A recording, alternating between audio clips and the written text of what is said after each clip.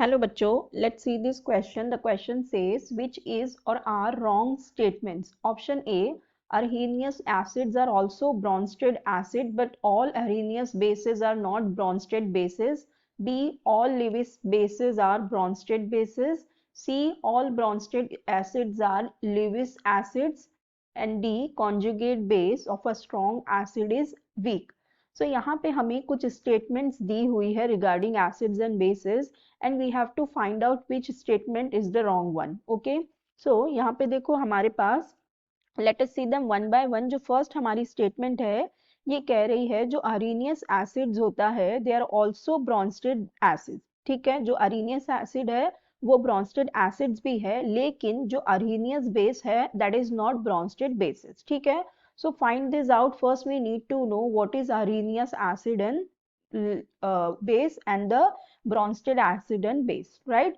So यहाँ पे देखो Arrhenius acid जो होती है ये क्या होती है? Arrhenius acids वो होती है that can give H plus ions in the solution.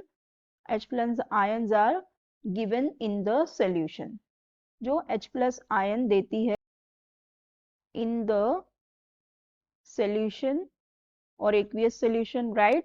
और जो Arrhenius base होता है ये क्या होते हैं? जो OH minus ion दे solution में, right? OH minus ions are produced in the aqueous solution. ठीक है, in the aqueous solution. यहाँ पे भी aqueous solution. ठीक है, ये होते हैं Arrhenius acid. Now Bronsted acids and bases क्या होते हैं? Bronsted acids are those which donate H plus ions. ठीक है, जो H plus ion को डोनेट करें. और जो Bronsted bases होते हैं ये वो होते हैं which accepts H plus ion, right? जो H plus ion को accept करते हैं उसे हम क्या कहते हैं? Bronsted bases कहते हैं. ठीक है, सो देखो हमारी ये जो फर्स्ट स्टेटमेंट है इसे चेक करते हैं. अब यहाँ लिखा है Arrhenius acids are also Bronsted acid. तो देखो जो Arrhenius acid है वो क्या कर रही है? H plus ions are given in the aqueous solution. जो H plus ion देती है solution में. और जो Bronsted acids है वो भी वही है which donate H plus ion. दोनों का मतलब एक ही हुआ ना, मतलब जो solution में H plus ion को दे, H plus ion को donate करे, वही क्या है? Arrhenius acids भी है और वही Bronsted acid भी है. So that means ये जो acids के बारे में लिखा हुआ है ये बिल्कुल करेक्ट है. अब आगे देखो लिखा है but all Arrhenius bases are not Bronsted bases. अब बेस के बारे में जो Arrhenius है इसमें कहा गया है कि जो OH minus ions are produced in the aqueous solution. Arrhenius bases वो होते हैं जो सॉल्यूशन में aqueous solution में OH minus ion प्रोड्यूस करते हैं, OH minus ion देते हैं. ठीक है, लेकिन Bronsted bases क्या है? जो एक्सेप्ट करते हैं H प्लस आयन. तो अब जो एक्सेप्ट कर रहे हैं H प्लस आयन वो जरूरी नहीं कि वो OH माइनस आयन भी प्रोड्यूस करे एक्वियस सोल्यूशन में. सो इसका मतलब यस, ये वाली स्टेटमेंट हमारी बिल्कुल करेक्ट है कि जो Arrhenius एसिड्स होती है वो Bronsted एसिड भी होती है लेकिन जो Arrhenius बेसेस होते हैं वो Bronsted बेसेस नहीं होते. ठीक है, सो सॉरी, तो मतलब ये हमारी स्टेटमेंट क्या हो गई? राइट हो गई. ठीक है, हमें रॉन्ग वाली बतानी है तो ये स्टेटमेंट राइट हो गई. अब नेक्स्ट स्टेटमेंट देखते हैं. नेक्स्ट में कहा गया है all Lewis bases are Bronsted bases. ठीक है, तो अब यहाँ पे पहले देख लेते हैं लिविस एसिड्स और बेसेस क्या होते हैं.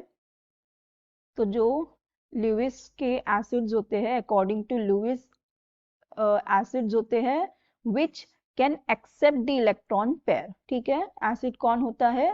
विच कैन एक्सेप्ट, जो इलेक्ट्रॉन पेयर्स को एक्सेप्ट कर सके वो क्या होते हैं?